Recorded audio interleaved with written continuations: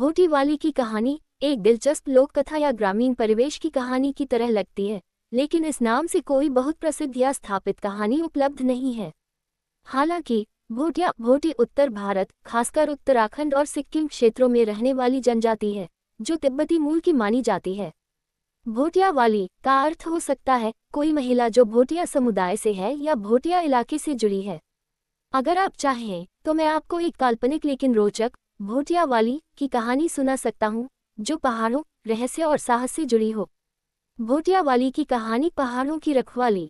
उत्तराखंड के ऊंचे हिमालयी गांव में, जहां बर्फ साल के 8 महीने तक जमी रहती थी, वहां एक महिला रहती थी, ताशी। लोग उसे प्यार से भोटिया वाली कहते थे। वह अकेली रहती थी, लेकिन हर किसी की मदद को हमेशा तैयार रहती। ताशी के पास एक खास ताकत थी, वह जानवरों की भाषा समझ सकती थी। गांव वालों को ये बात नहीं पता थी, लेकिन पहाड़ों के भेड़िए, याक और पक्षी सब उसे पहचानते थे। एक साल सर्दियां कुछ ज्यादा ही कठोर आईं। गांव की नदी जम गई और दूर पहाड़ों से एक अफवाह आई कि एक काला तेंदुआ, जो पहाड़ों की आत्मा को खा जाता है, इस बार नीचे गांव तक आ रहा है। गांव वाले डर गए। पुजारी ने कहा, हमें देवी के मंदिर में बलि देनी होगी।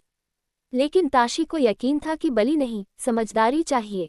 उस रात ताशी अकेली पहाड़ पर चढ़ गई। उसने आग जलाए और जंगल की ओर एक मंत्र गुनगुनाया, अपने पूर्वजों से सीखा हुआ एक रहस्यमय गीत। कुछ ही देर में वह काला तेंदुआ सामने आया। उसकी आंखों में कोई गुस्सा नहीं था, बस दर्द था। उसके पंजे में कांटा चुभा था। ताशी ने बिना डरे उसके पंजे से कांटा निकाला।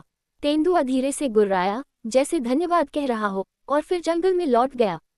अगली सुबह गांव की नदी फिर बहने लगी और गांव में पहली बार जनवरी में धूप खिली। गांव वालों को आज भी नहीं पता कि भोटिया वाली ने क्या किया था, लेकिन हर साल उस रात एक तेंदुआ मंदिर के पास आता है और चुपचाप चला जाता है। अगर आप किसी विशेष पात्र, जगह या शैली में कहानी चाहते हैं, जैसे डरावनी